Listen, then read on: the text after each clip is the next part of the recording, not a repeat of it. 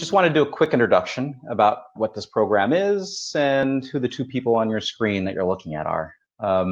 So I'll start. For the Love of Art is a new interview series from Legion Paper hosted by Michael Ginsburg. He's the co-founder of Legion Paper. The series invites artisans from all corners of the fine art world to learn about their craft, the importance of paper, and essentially what makes them tick. My name is Mark Shotland. I'll be your moderator. I do the marketing for Legion Paper and help put this program together.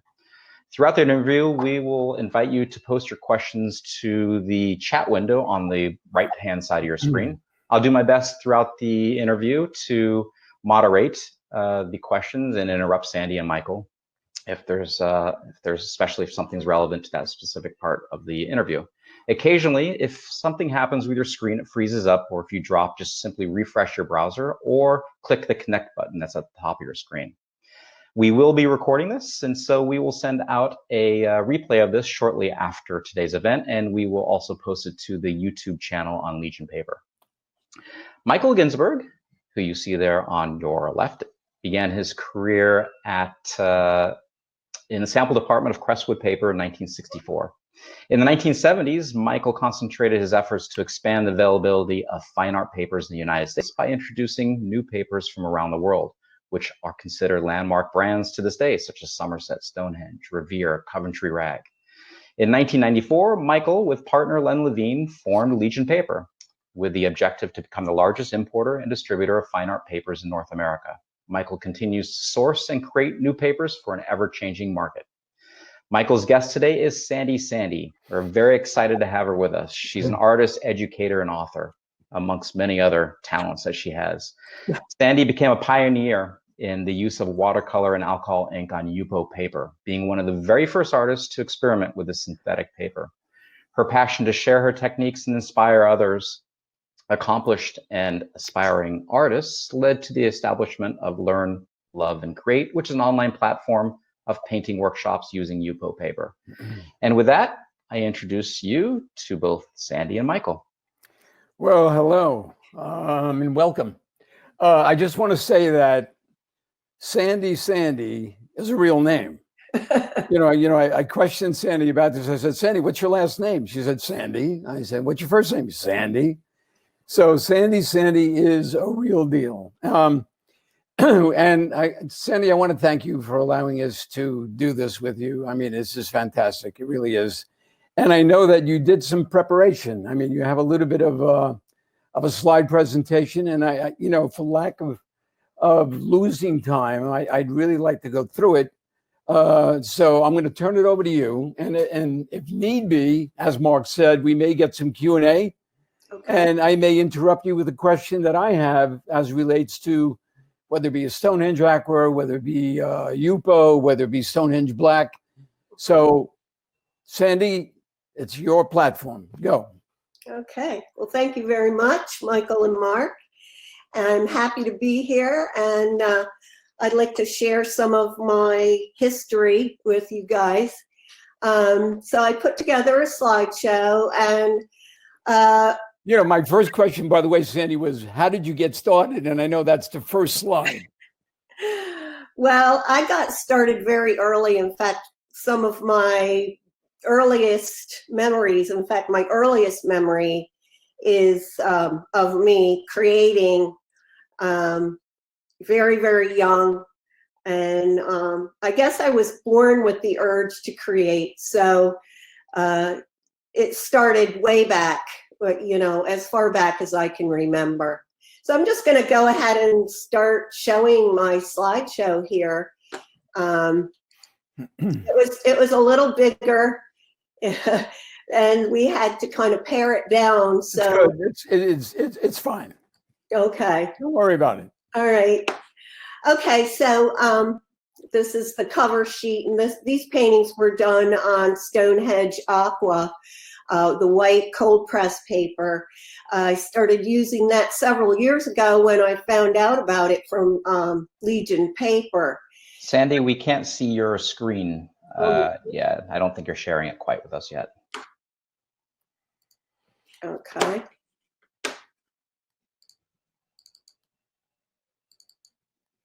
Okay, I see what I did. Okay. You There we see go. We are on. Yeah, we got it.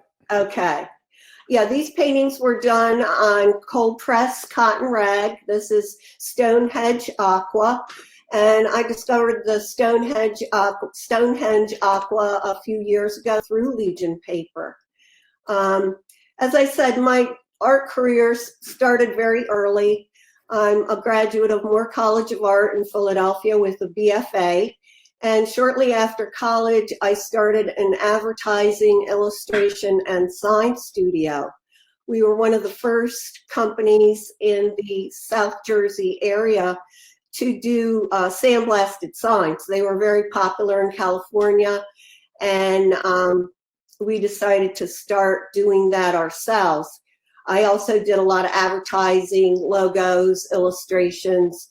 My sister joined the company when we started it, and I started it with my ex-husband, and I had this company for about 17 years.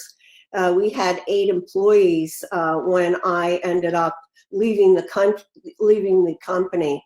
So you segued from commercial into fine art. And Well, I was doing fine art the whole time that I had Alpha One Studio. So I was doing pet portraits for people. I love animals. It's one of my main things. And so this was commissioned stuff, Sandy? It was all commissioned portraits. Right. Yeah. So although I guess it wouldn't be considered completely fine art, it was not really that commercial either. No, it's great. It's great. It's great art. Great. Yeah. Then when I left the company, when I got a divorce from my husband, I ended up getting the house and he got the new building and the business. So I had to do something else. So I started doing these paintings of local landmarks and making lithograph prints. Oh, wow. Nice. Very nice. Thank you. And they're still available for sale on my website under Sandy Classics. And I still sell quite a bit of these. Sandy, were these inkjet printed? They are 4-color process lithographs. Okay. Yeah. Wow. Nice. Very nice. I had to go through all of the proofing and the making of the screens and all that. Nice work. But it also taught me a lot about color, a lot about production, a lot about paper, and that sort of thing. Very nice. Thank you very much. Then in 1999, I took my first workshop with Tony Couch, who was a disciple of Edgar Whitney. And I very soon became a 3rd-generation Edgar Whitney student. I took in-person workshops from some of his most famous students, Tony Couch, Joan Rudman, Tony Van Hasselt, Monty Glines, Frank Webb, and Mel Stabin.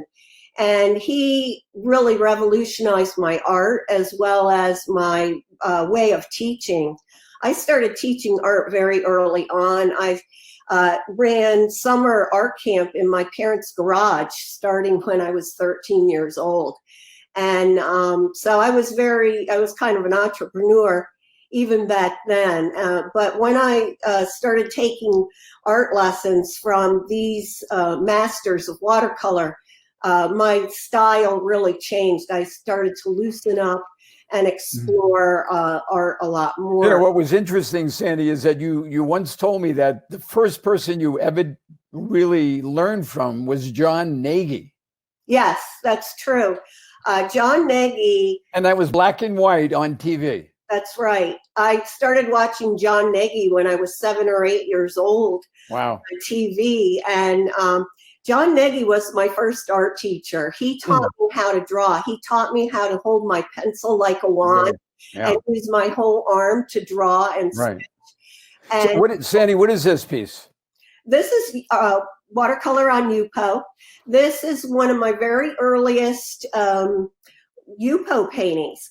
Shortly after, well, actually, even before I took my first workshop from Tony Couch in '99, I started experimenting with Yupo paper. I don't know who introduced it to me. if anybody, or if I just saw it somewhere online and decided to try it with watercolor. And I really, really loved it because you can wipe it back to clean white paper. And that's just as a, and not to interrupt, but just a quick definition of what Yupo really is. So everybody out there who is not familiar with Yupo, it's a paper that's really plastic and it has no porosity at all. I mean, what lies on the surface stays on the surface. Yeah. No penetration into the sheet at all. Yeah. And that's why you get that beautiful wash that Sandy is showing. And you'll see some later pieces that she did that even have like a dripping effect that are really unbelievable. Right. Really nice piece, Sandy. Thank you. This is, of course, El Capitan in Yosemite. And in 2001, I took a trip out to California and went to Yosemite and took a workshop at a resort, Bass Lake, that is very close to Yosemite in California. And this was a week-long workshop with Monty Gwines, who was also a disciple of Ed Whitney. So this was one of the first Yupos that I have a picture of. Back then, I didn't take as good of photographs of my work, so a lot of it's a nice piece, really nice piece. Gone. This is watercolor on cotton rag, and again, you can kind of see my technique got a lot looser, more interpretive, a lot more impressionistic. Is this cold press, Sandy? Cold press, yes. I almost always work on cold press. I have worked on hot press, and I would like to work on that a little bit more in the future. Another Yupo painting. This is a vignette and watercolor on Yupo paper. Nice. Thank you. And then in the June of 2000, my painting changed again. And this painting on the left is called Long Arrow. And I was just kind of playing around. This is on cotton rag, and I was playing around with colors and wet and wet. I like to wet both sides of the paper. And it started to look like a cave painting. So I painted on this warrior, this long arrow, and an elk. And I looked at it and I said, oh, it's done. And I took it off the board and set it aside. And I went downstairs and the frames were parted. And showing was a frame in the exact size that I needed, with an overlay on the outside of the frame that looked like an Indian or Native American design. So I said, okay, and this was on a Friday, and I had a show on Sunday. So I framed it up, and we were getting set up for the show, and I had this hanging on my panel, and somebody came by and they said, I love that painting, I want it. And it looks prehistoric. It's great. Really is great. So anyway, I sold that painting, and the people let it hang for another couple hours, and I could have sold it 8 more times. So the following week, I did 3 more paintings, which sold immediately. I sent them to people via email, and they were sold. So this sort of started my cave art, or my spirit art journey. Nice piece. Thank you. Okay, so this is another spirit art painting, and this again was done on Yupo paper. So we see here, Sandy, and tell me, you see a little bit of that very, very open wash look. Yes. Yes, very free and very wet. Watercolor takes a long time to dry on Yupo paper, so it's kind of a whole different ball game than working on cotton rag, because it's totally non-porous. The pigment and the water does not soak into the paper at all. Well, it's a lot more forgiving for watercolor than it is for alcohol ink. We know. Well, yes, because it does stain. The alcohol ink will stain the paper, but not that much. I mean, it is workable, unless if you want a really bright white, you can usually work with it staining a little bit. Nice piece. Thank you. This is another spirit art painting, and again, done on Yupo and using watercolor. Nice, very nice. Another spirit art piece, White Buffalo Woman, on the Yupo. And then in 2001, I built a studio onto our house. It's a 24 by 25 foot studio. So I started giving a lot of classes and doing a lot of big paintings. I did a lot of 24 by 28 or 36 by 28 inch paintings. Then in 2005, I wrote a book about animal spirits. I had been doing the cave art or the spirit art for 5 years. I had a lot of experience with where I felt that the inspiration for the painting was not coming from me, but through me. And I started making connections with different Native American people and doing some commission work for people where the spirit would just come out through the paper, and it was quite incredible, really, what would happen when, and I believe it can happen to anybody. It's like tapping into a universal spirit, a creative spirit. So but I continued to do not just cave art or spirit art. I continued to do my favorites, which are florals. On the left here is some sunflowers, and this was a full sheet. This was 22 by, or is it 22 by 30, I believe is the full sheets of cotton watercolor paper. 20 by 30, yes. And this Yupo paper was the same size. So I was doing a lot of really large paintings at that time. And then this is a picture of my drawing table doing a watercolor on Yupo paper. And you can see that I like to use a lot of different reference. I don't just use one image, one photograph. And I kind of have a personal view about using photographs, especially if it's a fine art photograph where somebody is really an accomplished photographer, a fine art. I believe that it is a fine art. And I believe that when you copy a fine art photograph or any beautiful photograph, and if it's not your photograph, you are actually dipping into that person's soul. You are taking away some of their inspiration. And that's why I like to use multiple images for my references. I often use redo old compositions and change them around, change the size, change the colors, the orientation. I think repetition is the key to mastery. And now, Sandy, you have a hair blower on the table. yes. Explain what you do with that. You know, as it relates to yes, I do dry my watercolors with a hair dryer, or on Yupo. On Yupo. Yes, but you have to be careful that you don't get it too close or too hot. Right. I would put it on the lower speed, lower setting, and then I would have it high enough and sort of use my hand over the painting as I'm drawing it to diffuse the air. You don't want to get the Yupo too hot because it will warp. Right. It's plastic. It's a polypropylene, so it's, you can't get it too hot. Right. Okay. Very nice. Thank you. All right, where am I here? All right, and then there's another sunflower on Yupo paper. Very loose, very spontaneous, and that's the way I really love to work on Yupo, although I do many different techniques and very different approaches. And then I went through a period where I did a lot of illustration work on Yupo as well, like this owls on Yupo, as well as on cotton rag and some pencil drawings, and I submitted them to Getty Images. I have stock photography available for purchase on iStock Photo and Getty Images. Nice, nice.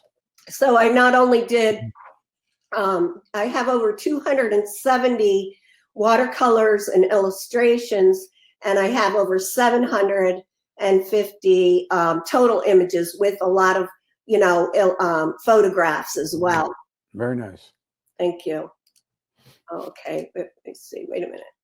Okay, and then in 2013, I started a 30 paintings in 30 days challenge with a lady who's from California by the name of Leslie Cieda. And she did 30 paintings in 30 days challenges every year. And I did a total of 9 or 10 of these challenges. I think I only missed one. We have one going on now, which you extended, right, to the end of October. Yes, I'm doing a challenge, Poppy challenge, and you can see all the details for that on my Learn, Love, Create website, learnlovecreate.com. But on the left, these are all trees, and they were all done in watercolor on Yupo.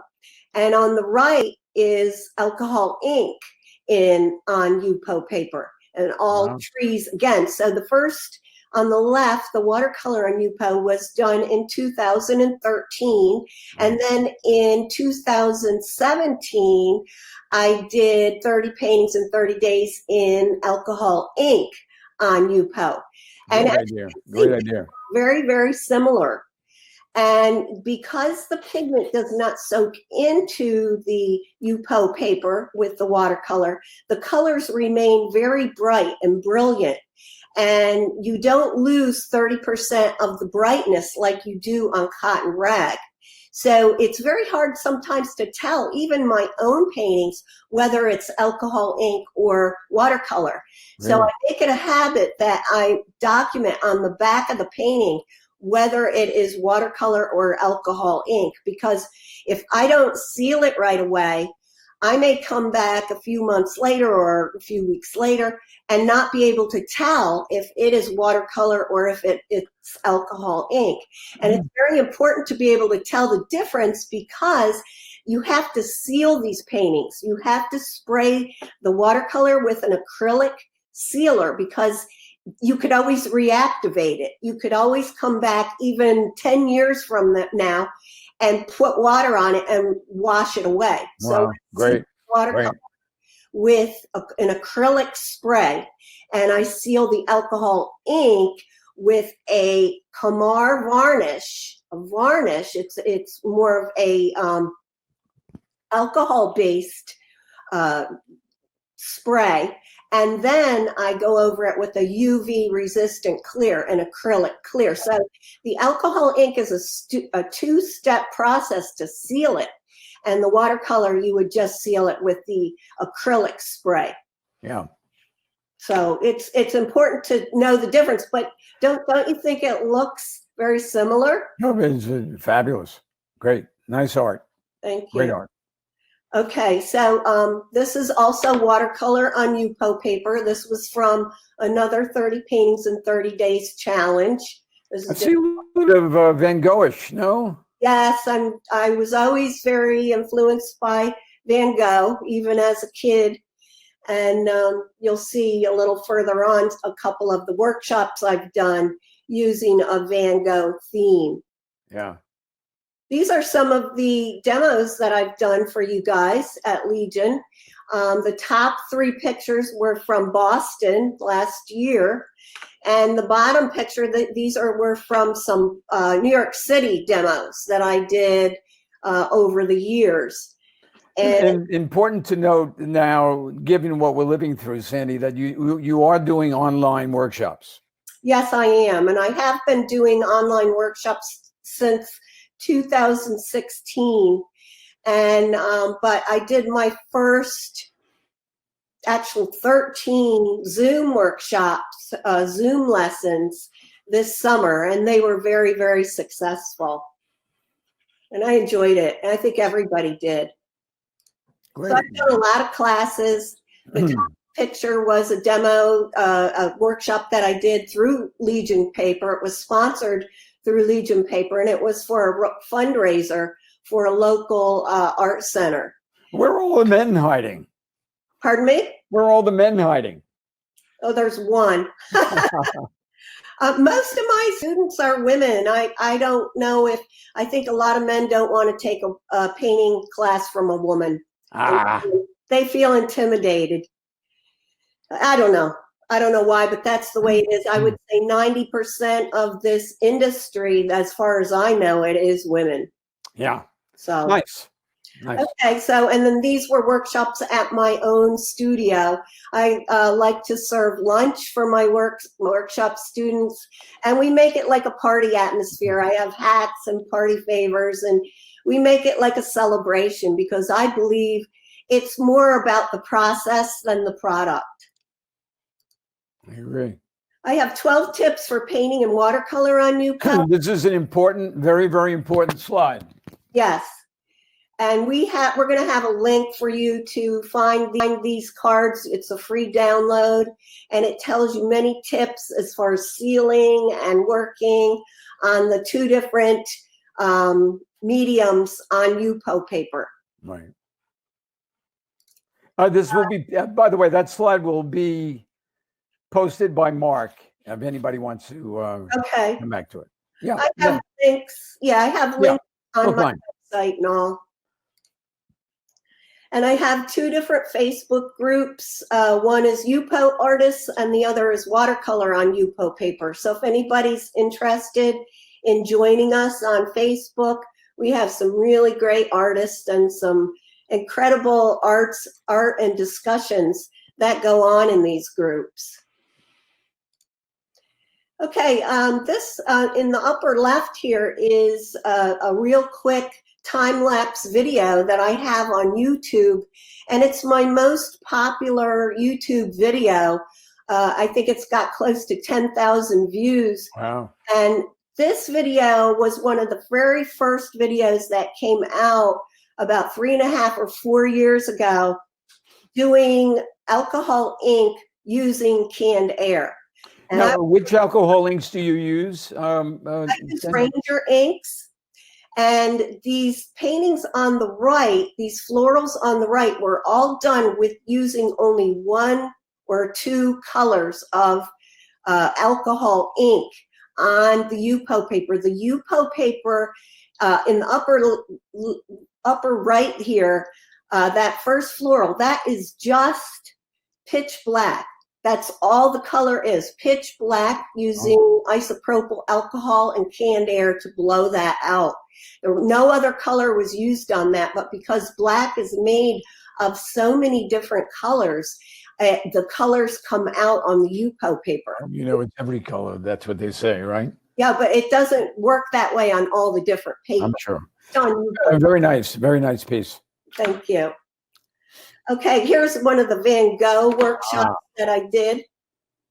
The painting on the left, this is alcohol ink. The painting on the left is mine, and then the paintings on the right are my students' work.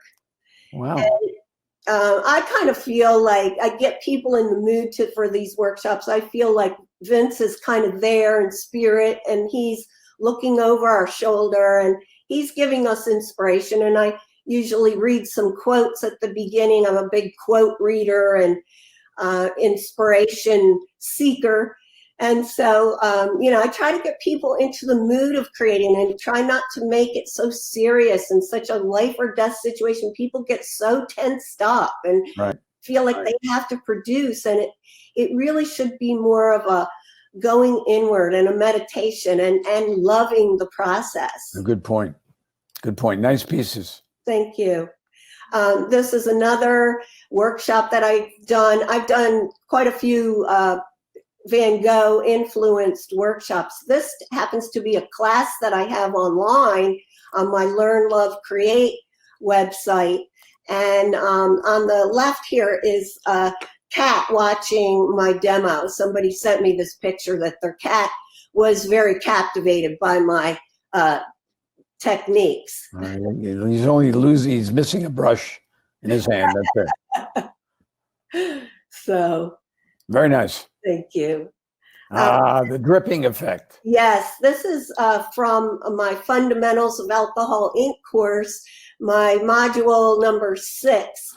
has a whole part on creating a series, and I show how to create this type of art using alcohol ink on the Yupo paper. These were all just done with one color of ink. These are all done really just with pitch black on Yupo paper. And you never know how it's going to look. You can get some greens, you can get some pinks and blues. It's just amazing. That's important. I never knew that. Yeah, it's wonderful. I also do a lot of sketching. I've been doing sketching every day. I did a sketching every day challenge for something like 10 or 12 summers, where I do 100 or 90 paintings every single day in the summer. And I started doing it on Yupo paper as well. Some of these are watercolor and some of them are alcohol ink. And I really can't tell which is which just by looking at it. Yeah, they're nice. They're really nice pieces. Thank you. Okay, one of my really new loves is the Stonehenge Aqua Black, and 100% cotton, which is important. Yes, it is. I think I switched windows here. Okay. Yes. Oh, and I use all my old watercolor techniques. I went on. This was a test that I did for you, Michael, for the black paper. Right. Back in February of 2019, and I wet both sides of the paper, and I love it. I love the cotton rag. I love how it performs. I had some feedback on different sizing and that sort of thing. And the black did not bleed out at all. I love this paper. I love it. And by the way, it is now available, or will be very shortly, in pads in the HP surface in 140 pound. Yeah. Yeah, the hot press will be a lot of. You sent me a couple samples. I haven't had a chance to try it. No, when you have a chance, no problem. But I love working on this, and my students do too. I have a couple of classes in my online section of my Learn, Love, Create class now on the black cotton rag, and people are just loving it. Look how those colors pop, huh? Sandy? These are metallic watercolors, and I also work with sometimes a white gouache base. But there's also, just like with any other paper, there's so many different techniques. There's so many different techniques that I've tried so far, and so many yet to try with this product. I love it. Love it. And here's nice. Very nice. Very nice. Add with the cotton rag, the black cotton rag, black aqua, and you can see the results of the students are fantastic. And then I just did this for a class on my Learn, Love, Create website this summer, and this was done on the Stonehenge 140 pound cold press. Now you work very loose, Sandy. Pardon me? You work loose. You know.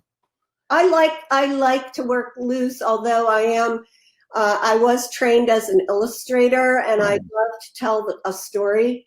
So, I like both ways. I think I'm sort of loose, but in a tight way, if that makes sense. Sandy, Frank has a question about what kind of paint you're using on the watercolor paper. I use right now mostly a Da Vinci tube watercolors, or I actually use a field box, which I have on my Learn, Love, Create website. I have links on my online store. I have an Amazon store, and I have links to the different paints that I use. I've been using a little sketching box a lot lately and getting my paints on Amazon.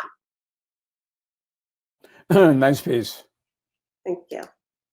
And these are all pieces on the Stonehenge Aqua. Now this is on white, not black. This is all on white. Right. And this is for a new course that I have coming out next month. And it's called Galaxy Sky Connections. And it's the very first time I'm actually teaching doing a series in assembly line fashion.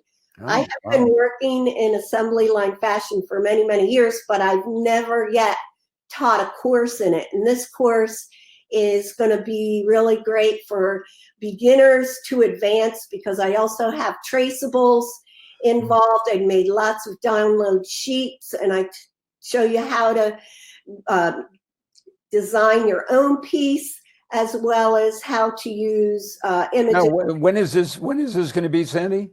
It's going to be next month in October. Is there still room for people to get in on it? Enrollment hasn't even opened yet. Okay, so Mark will have all the information on it. Yeah, you can find all the information for this on my Learn, Love, Create website. You can join my newsletter so that you're, one of the first people to know about it, because right.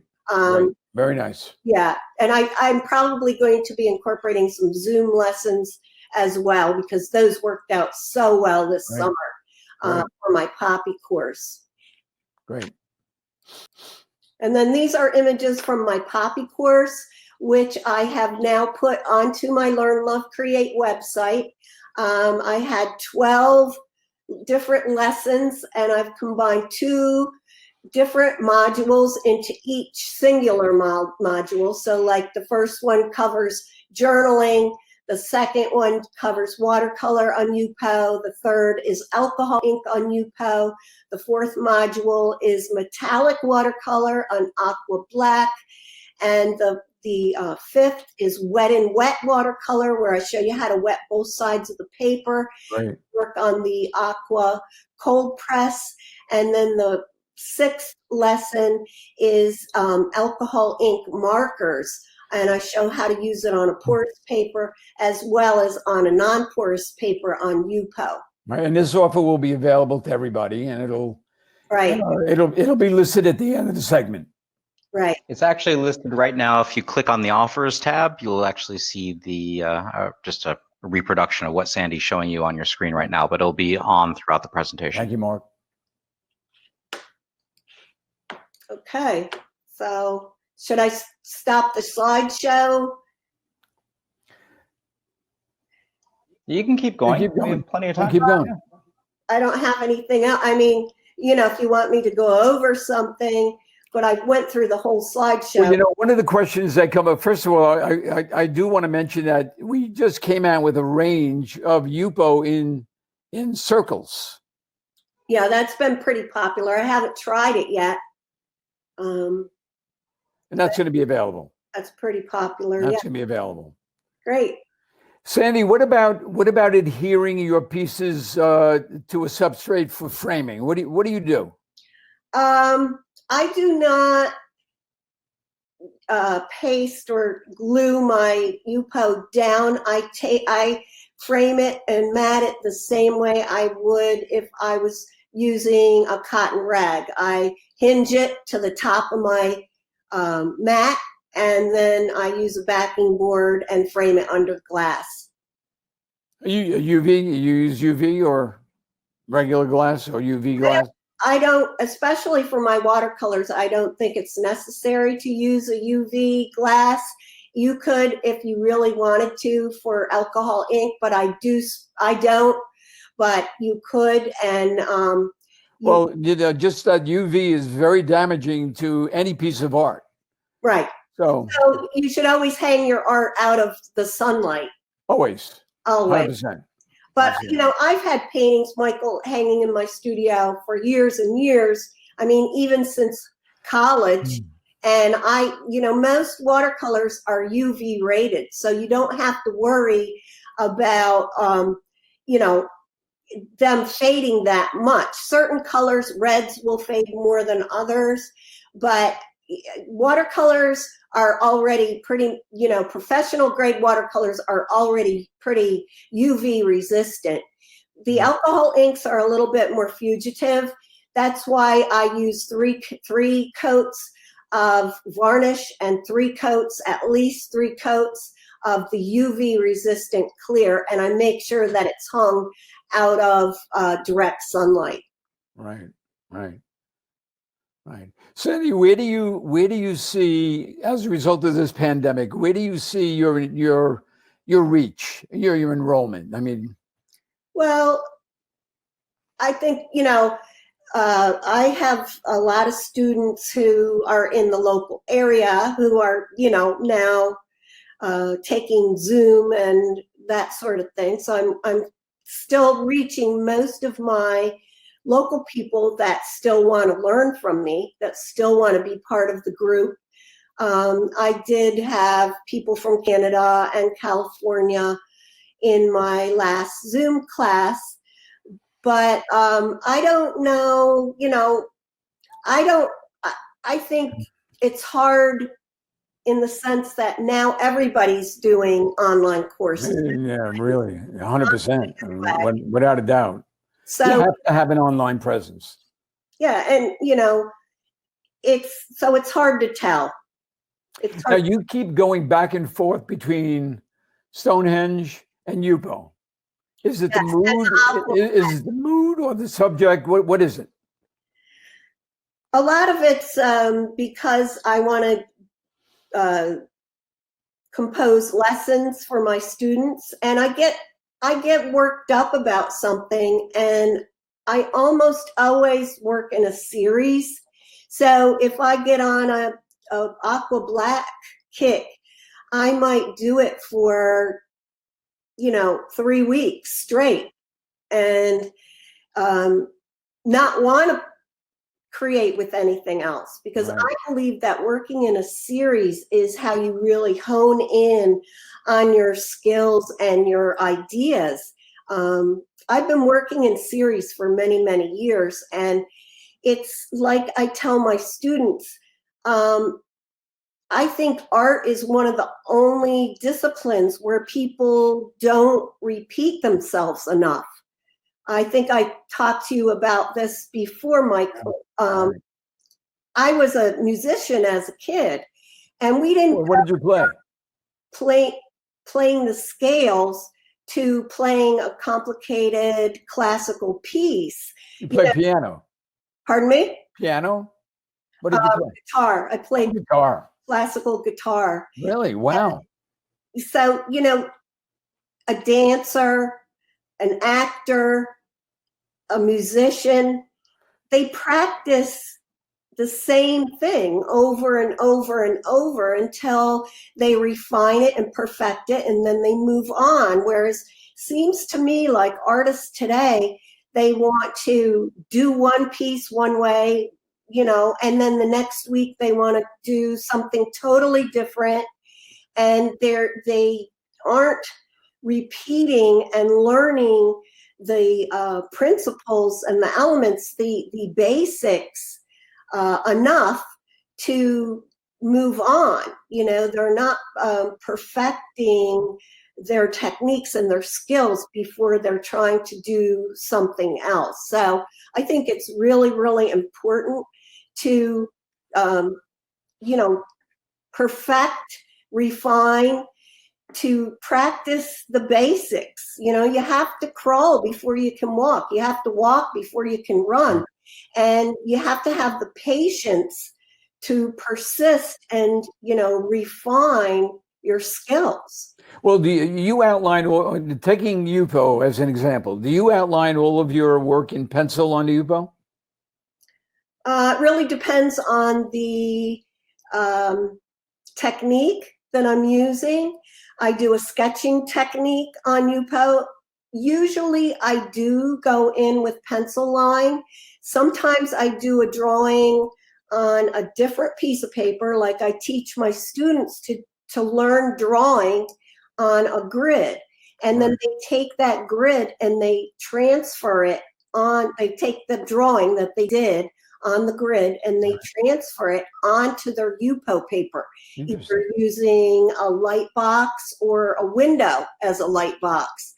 And yes, so usually I do a pencil drawing, but if I'm doing more of an abstract image, I don't use a pencil drawing at all. I Or if really haven't seen any of your abstract pieces. I mean, I would uh, imagine that you do a little bit of abstract art. I Yeah? do. I actually do quite a bit of. I had to pare down my slideshow. I do actually do quite a bit of abstract work, but again, when I'm doing abstract work, I'm concentrating on abstract work, and I might concentrate on it for a month straight and only do abstract. I would think the Yupo lends itself more to abstract than, say, watercolor. No, because of the wash effect, the drip effect that you get. Well, It's my feeling. I mean, it's personal. yeah. I don't know if it lends itself more, but it certainly does lend itself to abstract work or expressive work. Yes. I tend to like to do representational work, but do it in an expressive way. I don't like to copy a photograph and make it look like a photograph. I don't see the point in it. I would rather have a piece that has a creative concept that is, my point of view, that where I'm trying to say something. I don't want to just copy a photograph. I want to interpret something. So Yupo's great for that. Yeah. Mark, how are you with, we have any questions for Sandy or no? Yeah, we have a question from Bonnie, who says, Sandy is a great at assembly line style painting. Can she explain for those that might not know how these are done? Oh, okay. Yeah, I could go back to the image. Let's see. And you'll have to share your screen again because I popped that off. Oh, okay.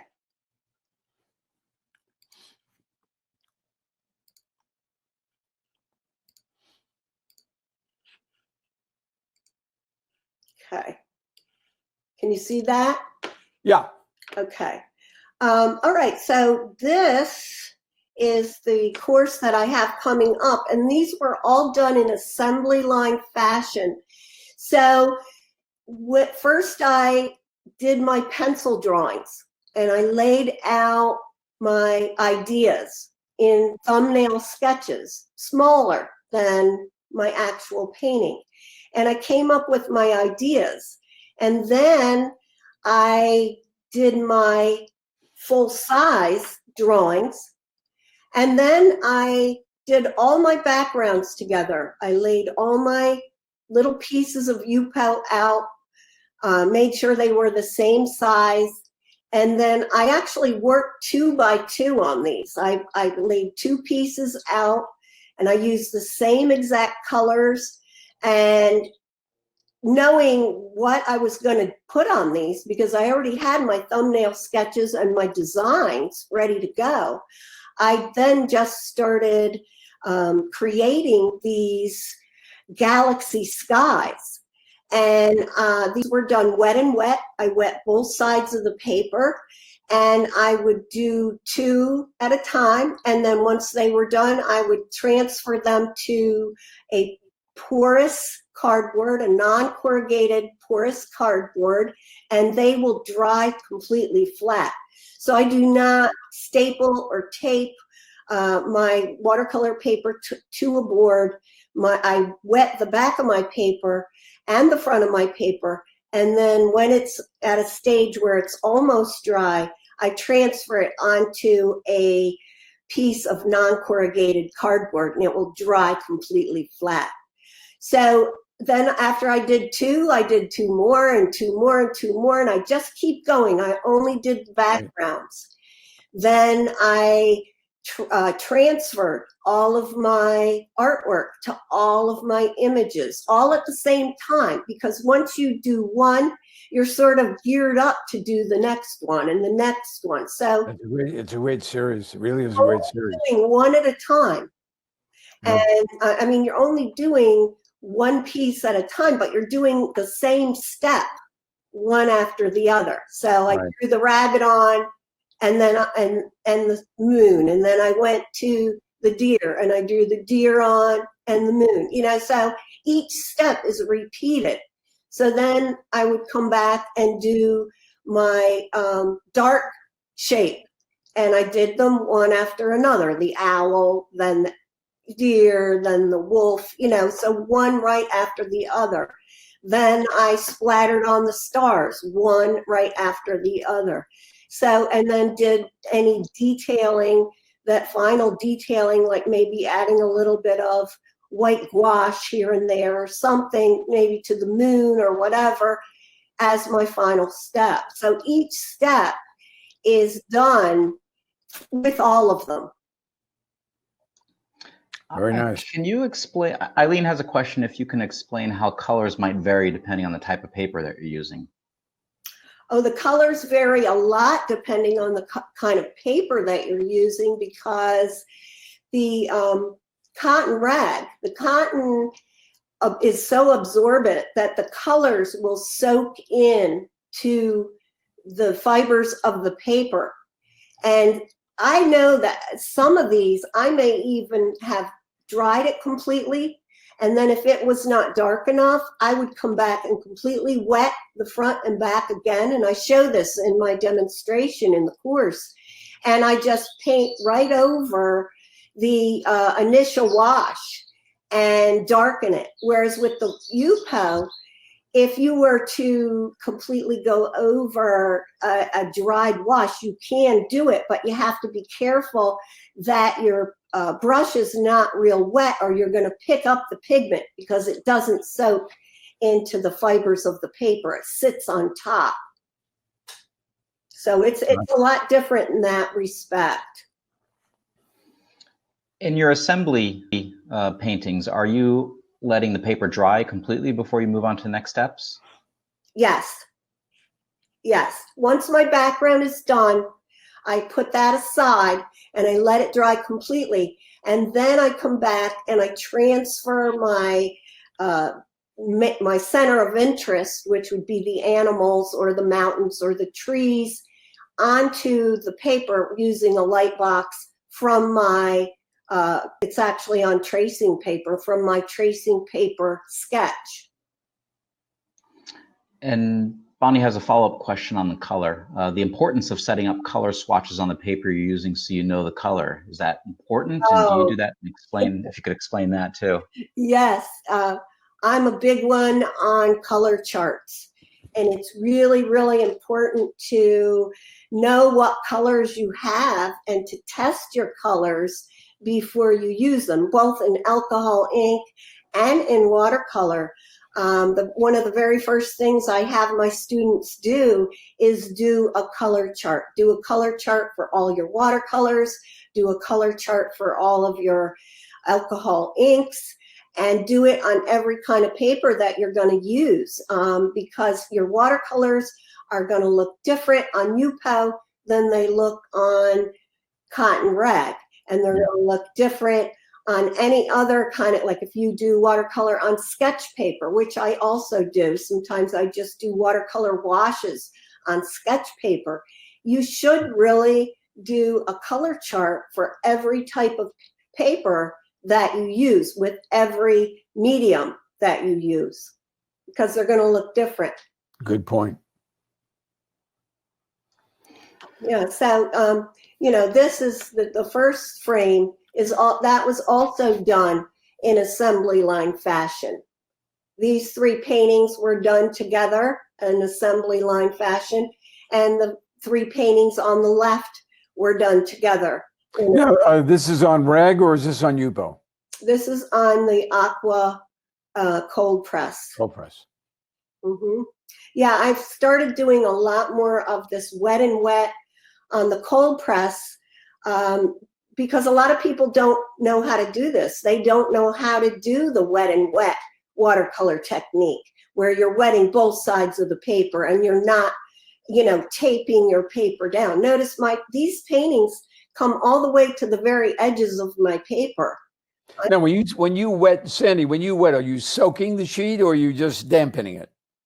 I'm soaking it, but I'm not putting it in water per se. I'm putting it on a non-porous surface, and then I'm liberally wetting both the front and the back of the paper until it's completely saturated.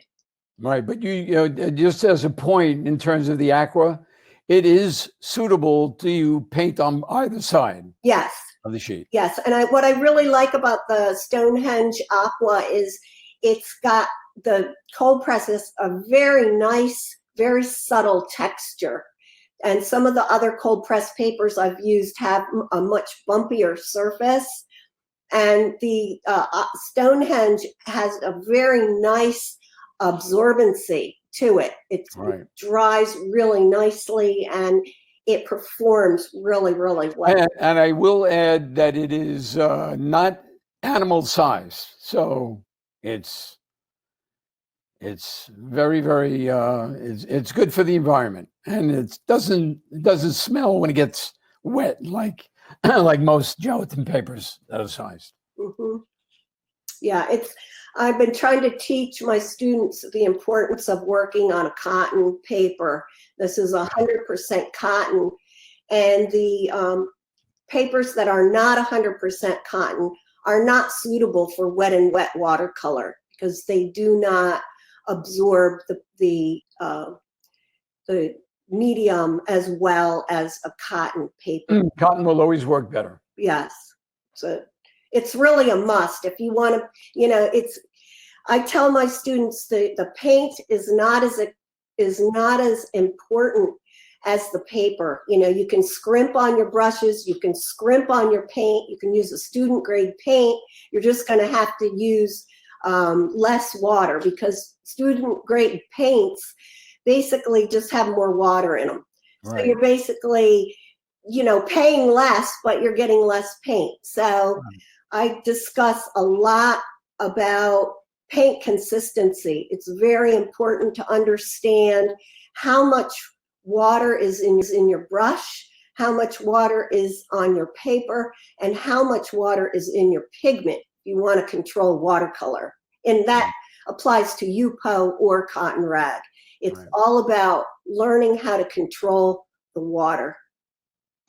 And on that note, we are just about out of time. So I wanted to thank you, Sandy, and of course, Michael, for this series, For the Love of Art. We plan to do many more, just reaching out to various artists in various markets, just to share pretty much what you shared today, what makes you tick and what inspires you to inspire others. So thank you very Sandy, much. thank you again for inviting us into your home. Thank you, everybody. Your studio. I mean, it's really great to see you. Thank you. Thank you so much, Mark, Bye-bye. Michael, and everybody who registered and is here today. Thank you. I appreciate it. Take care. Be safe. Be safe. Thank you. You too, everybody.